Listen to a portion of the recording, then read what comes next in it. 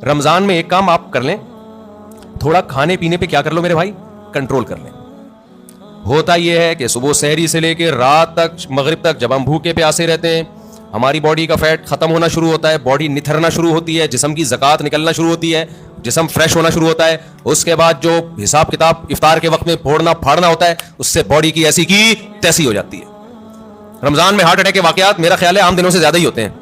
नबी सल्लल्लाहु अलैहि वसल्लम ने फरमाया, बदतरीन बर्तन जिसको भरा जाए ना, वो इंसान का पेट है। कोई बर्तन फुल भरा हुआ अल्लाह को इतना बुरा नहीं लगता जितना इंसान का पेट बुरा लगता है अल्लाह को।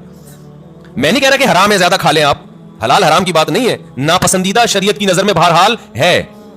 तो रमजान में आप अपने आप को आदी बना सकते हैं कम खाने का, अच्छा खाने का। मैंने बहुत देखा है लोगों को इफ्तारी में बहुत ज्यादा फोड़ते हैं, मसाइल खड़े हो जाएंगे आपके लिए।